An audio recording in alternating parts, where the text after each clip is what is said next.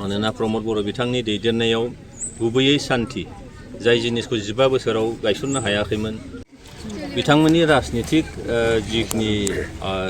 इयुन जिउ बियो मोजां जाथों बेखौनो जों मिजिं खालामगोन नाथाय खाम्फा बरगयारी बिथांखौ जोङो UPPLआव लाबोनानै बिथांखौ जोङो देरहाहोदोंमोन आं मिजिं खालामो हयथ' बिथाङा जि जायगायाव दंमोन बेयाव थानानै हयथ' देरहानो हानाय मोनसे थासारि हयथ' निश्चय फैयामोन जोङो देरहाहोदों मानो खार'ना बेनो सासे रोंखा राखा मानसि गोरों मानसि आरो बे समाजाव जोंनो नांगौ आरो गोबाव सम संग्राम खालामबोनाय मानसि बे हिसाबै जोङो बिथांखौ सायख'दोंमोन नाथाय जोंहा दा सरकार गैया होननानै हयथ' बिथांमोनहा गावनि इयुन केरियारखौ हयथ' नोजोर खालामदों जिखियानो जादोआ जोङो गाज्रि मोनाखै नाथाय जोंना भटार्सआ जोंजों दङ आरो UPPL हिसाबै जि मोनसे मडेल जों सेट खालामदोंमोन थांनाय बे 5 बोसोराव UPPLनि मडेल अफ पलिटिक्सआव रावबो माने बारनो हानाय बा सिमफायनो हानाय हयथ' जों नुवाखै नैबे रिजनेल पलिटिकेल पार्टियाव मानोना प्रमद बर' बिथांनि दैदेननायाव गुबैयै सान्थि जाय जिनिसखौ 15 बोसोराव गायसननो हायाखैमोन हारि माहारिनि गेजेराव फोथायलायनाय गैयामोन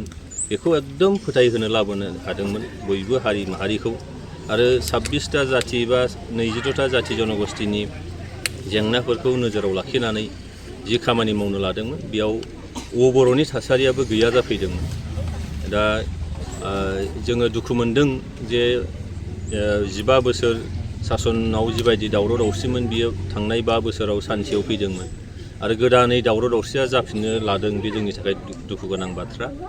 मिजिं खालामो जे बिथांमोना जे थांदोंबा सान्थिखौ माने बहाल लाखिनो थाखाय नाजाथों जाथि माहारिनि गेजेराव फोथायलायनायखौ जाहाथे लाबोनो नाजाथों बेखौनो जोङो मिजिं खालामो बिथांमोन थांनायनि उनाव पाब्लिकफ्रा नार्भास जादों UPPLआ नायबानो जाबाय जे एबार MLA इलेक्सन फैगासिनो दङ आरो खाफाल मोजां जोंहा UPPL हिसाबै जों जे गुरुत्तपूर्ण मोनसे राजखान्थि आफाद बिनि थाखायनो दिनैहाय जोङो राज्य सभानि बिसायख'थि जानो थांगासिनो दं गाबोन नमिनेशननि लास्ट डेट दा बेयाव जोङो राज्य सभायाव सासे आरो सोद्रोमा मोननो थांगासिनो दं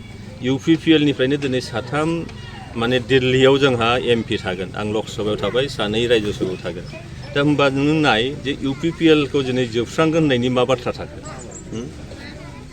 जोबस्रांगोनबाथ' जोंनो राज्य सभानिखौबो अफार खालामनाङामोन दिनै राज्य सभानि MPबो जों मोननो थांगासिनो दं दा होमबा गुरुत्तपूर्ण जों जे जोंखौ नागारनानै जे आसामाव रिजनेल पलिटिकेल पार्टिया जाया बिसेसकरि नैबे जोंनि BTR ओनसोलाव बेनो मोनसे प्रमान माबा मोनसे खहा जागोन नामा बिथांमोन थांनायनि जेबो खहा जानायनि बाथ्रा गैया मानोना रायजोआसो ना रायजोनि थाखायसो पलिटिक्स खालामो रायजोआसो लुबैयो खारन थांनाय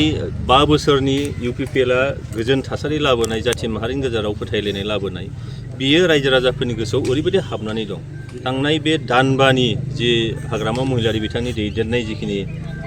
जिखिनि सरकार बे दानबायाव जिबायदि रायजो राजाफ्रा माने गोदोनासे माखासे दुखु जारला मोननांदों थासारिफ्रा गाज्रिनिफ्राय गाज्रि जाबोफिनदों दा बेनिखायनो दिनै UPPLनि फारसेसो रायजो राजाया नोजोर होदों दा बेखायनो फैबाय थानाय बिधान सभा बिसायख'थियाव UPPLआ मोजां मोनसे जोङो थासारि लाबोनो हागोन देरहानो हागोन बेखौ जोङो दिनैनो बुंनो हायो 15टा सिट गेलेगोन होननानै बुंदों 15टा सिटनि गेजेराव UPPLआ मोनसे मोननो हागौ सार नोंथांनि मोनदांथियाव